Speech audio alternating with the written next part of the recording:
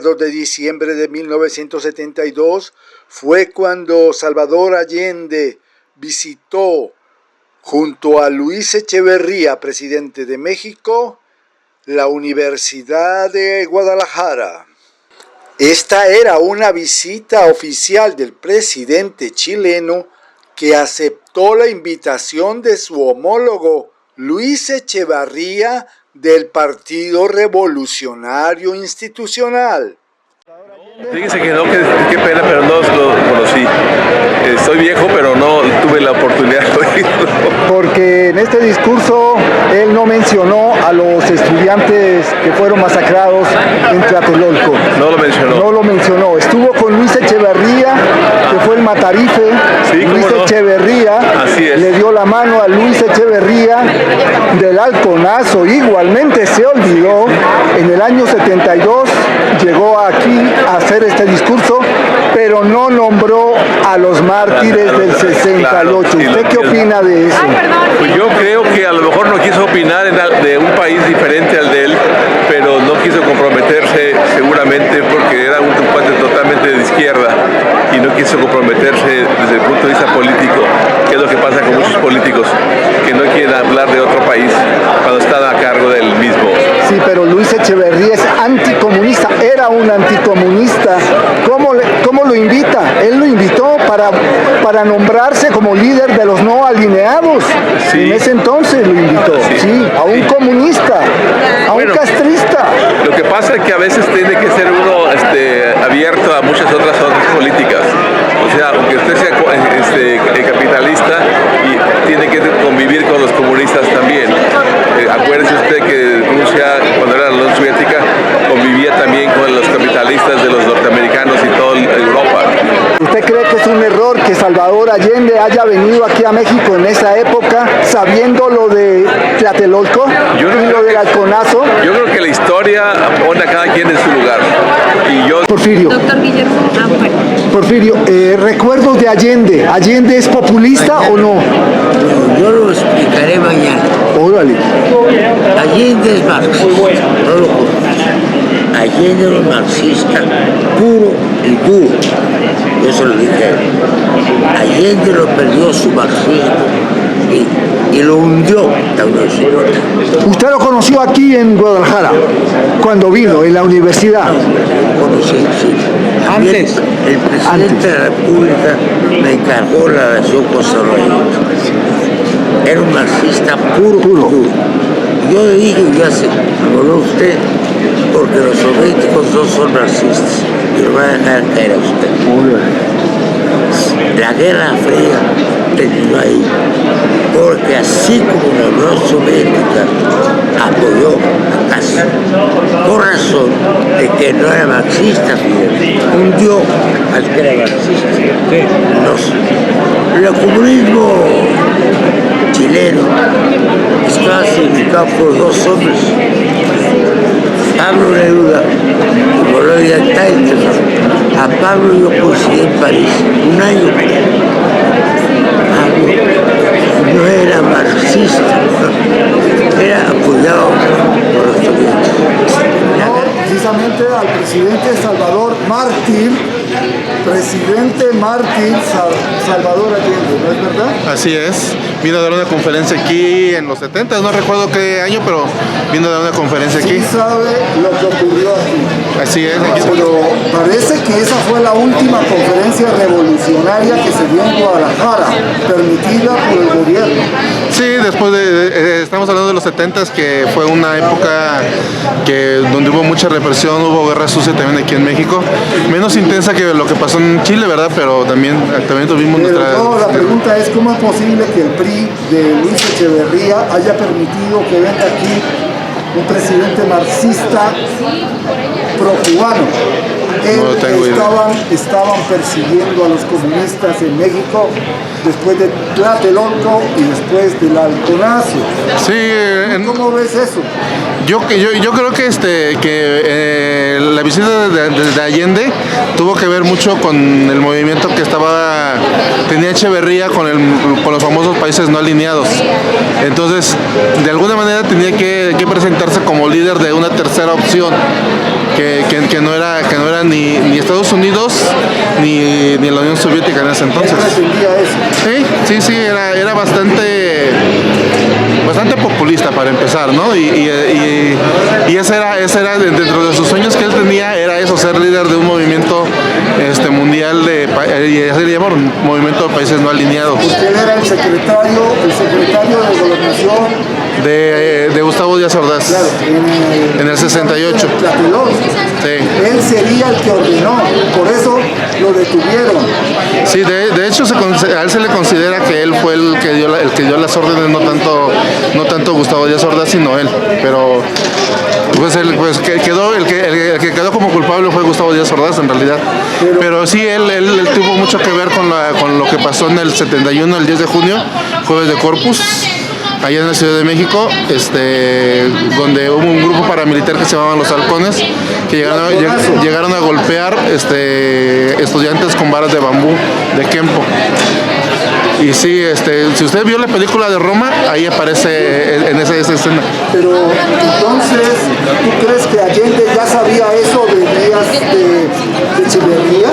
Pues Allende tenía que saber quién era Echeverría. Supongo que sí, pero pues cuando eres político tienes que tragar muchos sapos, ¿verdad? En realidad. Sí, señor. Eso es lo que pasa.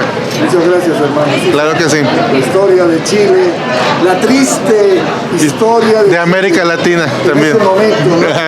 Sí, y de hecho, pues gracias a esa idea que tenía Echeverría de liderar un movimiento diferente, fue que muchos chilenos pudieron venir aquí a México. Les dieron asilo. De alguna manera estuvo bien, el tipo era un nefasto, pero esa parte de recibir refugiados, pues se le reconoce, ¿verdad? Sí, se le reconoce esa parte. Sí, y bueno, con cada refugiado, con los refugiados de la Guerra Civil Española, los refugiados de Argentina, los refugiados de Chile, los que salimos ganando somos nosotros, como mexicanos, porque llegó puro intelectual, pura gente que vino a aportar aquí a México. El doctor Salvador Allende, pese a mi corta edad, cuando visitó nuestra Universidad de Guadalajara, fue para mí impresionante. Su personalidad, su pensamiento, su mensaje, todo fue para mí muy impresionante. ¿Usted estuvo presente ese día? Estuve presente casi a la salida en la puerta aquí, porque estaba llenísimo el auditorio, que hoy atinadamente lleva su nombre. Cuando ya se enteró del golpe de Estado, nos dio mucha tristeza. Odiamos y seguimos odiando a los Estados Unidos. Y si Salvador Allende aceptó esta invitación, también por supuesto conocía que Luis Echeverría fue el secretario de Gobernación durante el periodo de Gustavo Díaz Ordaz, y precisamente cuando se produjo la matanza de Tlatelolco.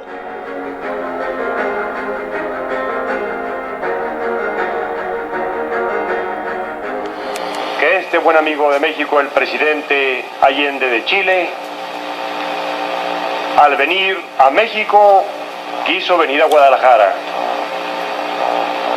Al venir a la capital de Jalisco, quiso llegar en primer término a la Universidad de Guadalajara.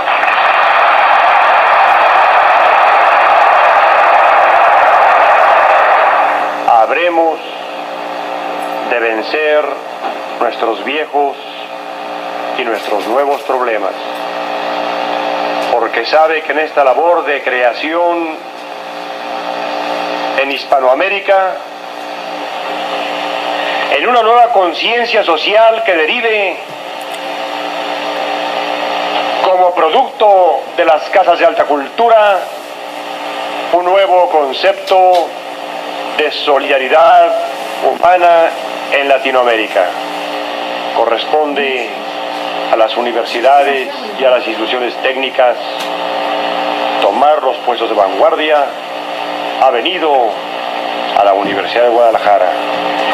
Dispongámonos, pues, a escuchar a un amigo de México que lucha en su patria por las más altas y nobles y difíciles causas, que ha venido a encontrar nuestra patria una simpatía, un apoyo, un entendimiento y una solidaridad que queremos que encuentre en toda América Latina.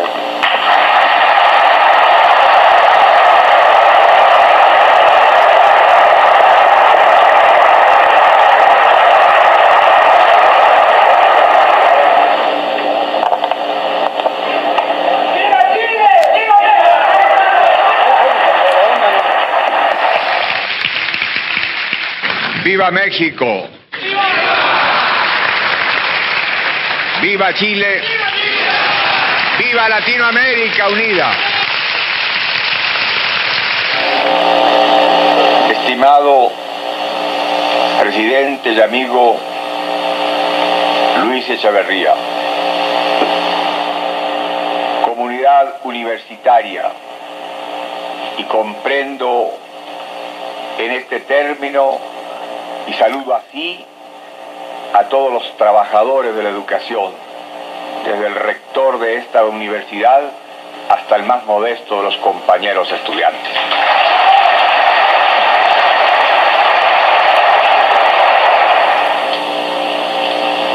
Lo que nosotros, integrantes de la delegación de nuestra patria, hemos recibido en generosa entrega y como aporte solidario a nuestro pueblo en la dura lucha en que está empeñado. Yo más que otros sé perfectamente bien que esta actitud del pueblo de México nace de su propia historia. Por eso ustedes, más que otros pueblos de este continente, comprenden la hora de Chile, que es la misma que ustedes tuvieron en 1938 y los años siguientes. Por eso es que la solidaridad de México nace y se proyecta con caridad fraternal frente a Chile, que está hoy realizando el mismo camino liberador que ustedes.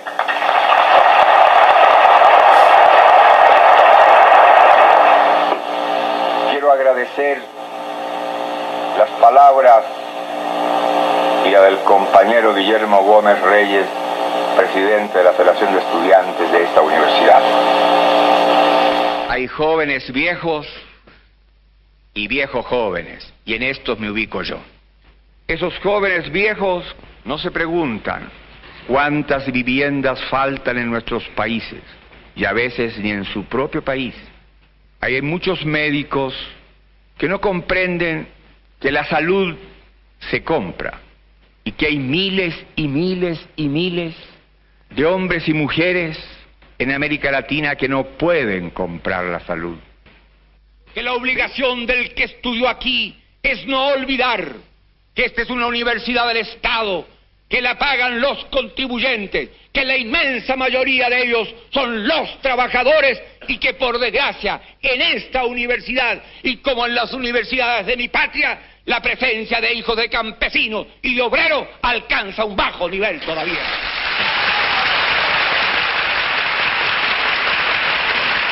Y respetamos el pensamiento cristiano cuando ese pensamiento cristiano interpreta el verbo de Cristo que echó a los mercaderes del templo.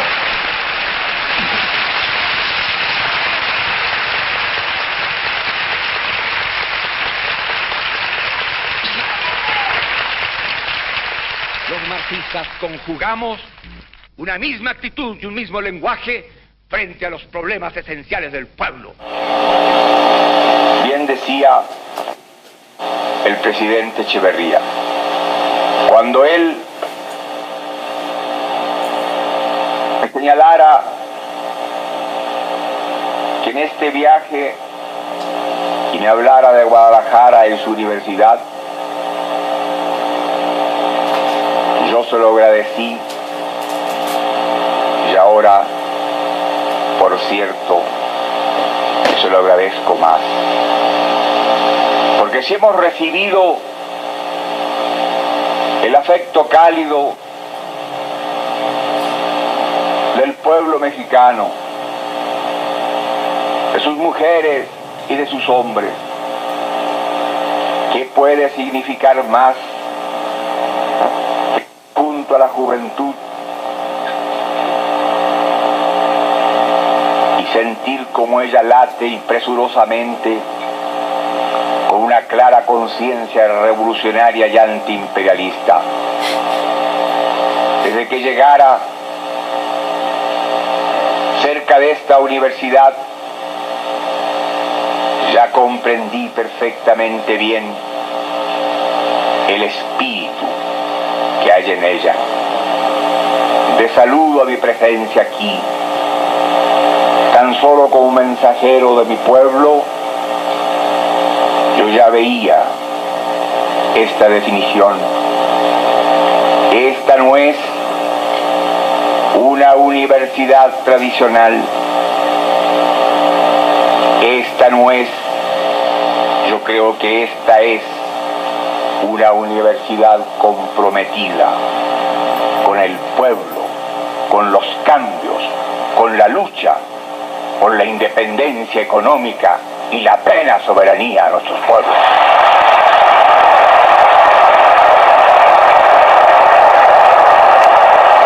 Pero la injusticia no puede seguir marcando, cerrando las posibilidades del futuro.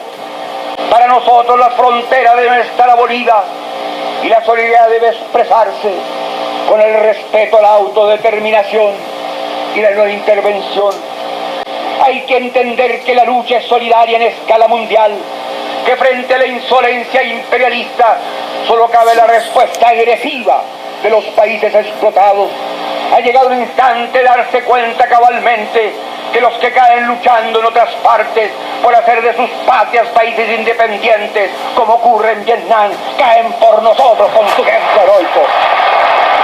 Sin decir que la juventud será la revolucionaria y el factor esencial de las revoluciones, yo pienso que la juventud, por ser joven, por tener una concepción más diáfana, por no haberse incorporado a los vicios que traen los años de convivencia en una sociedad burguesa, porque la juventud que debe entender que debe ser estudiante y trabajador por existencia, porque la juventud debe estudiar y debe trabajar, porque el trabajo voluntario vincula, amarra, acerca, hace que se compenetre el que va a ser profesional con aquel que tuvo por herencia las manos callosas de los que por generaciones trabajaron la tierra. Por eso, gracias, presidente y amigo, por haberme dado la oportunidad de fortalecer mis propias convicciones y la fe en la juventud frente a la actitud de ustedes. Gracias por comprender el drama de mi patria, que es, como dijera Pablo Neruda, un Vietnam silencioso. No hay tropas de ocupación, ni poderosos aviones nublan los cielos limpios de mi tierra. Pero estamos bloqueados económicamente, pero no tenemos créditos, pero no podemos comprar repuestos, pero no tenemos cómo comprar alimentos y nos faltan medicamentos. Y para derrotar a los que así proceden, solo cabe que los pueblos entiendan quiénes son sus amigos y quiénes son sus enemigos. Y yo sé, por lo que he vivido, que México ha sido y será, y gracias por ello, amigo de mi patria.